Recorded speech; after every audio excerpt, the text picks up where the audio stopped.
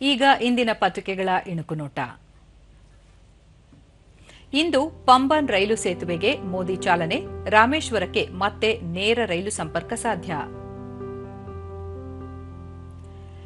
ಶ್ರೀಲಂಕಾ ಜೊತೆ 7 ಒಪ್ಪಂದಗಳಿಗೆ ಸಹಿ, ದ್ವೀಪ ರಾಷ್ಟ್ರದ ಅತ್ಯುನ್ನತ ನಾಗರಿಕ ಪ್ರಶಸ್ತಿ ಸ್ವೀಕರಿಸಿದ ಪ್ರಧಾನಿ ಮೋದಿ.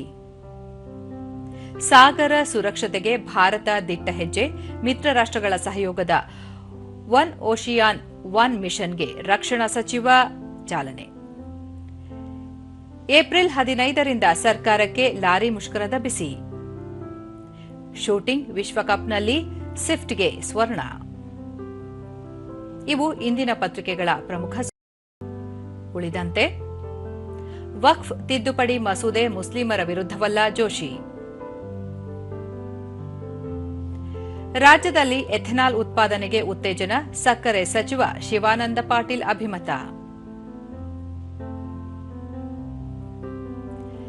ಕರುನಾಡಿಗೂ ಟ್ರಂಪ್ ಪ್ರತಿ ಸುಂಕದ ಕರಿನೆರಳು. ತೆಲಂಗಾಣ 20 ಮಹಿಳೆಯರ ಸಹಿತ 86 ನಕ್ಸಲರ ಶರಣಾಗತಿ, ಭದ್ರತಾ ಪಡೆಯ ನಿಲ್ಲದ ಕಾರ್ಯಾಚರಣೆ. ಎಸ್ಎಂಕೆ ಸ್ಮರಣಾರ್ಥ ಟೆನ್ನಿಸ್, ಸಿಂಗಲ್ಸ್ ಸೆಮಿಫೈನಲ್ಸ್ನಲ್ಲಿ ಸೋತ ಚಿರಾಗ್, ಡಬಲ್ಸ್ನಲ್ಲಿ ಪ್ರಜ್ವಲ್ ನಿತಿನ್ ರನ್ನರ್ ಅಪ್.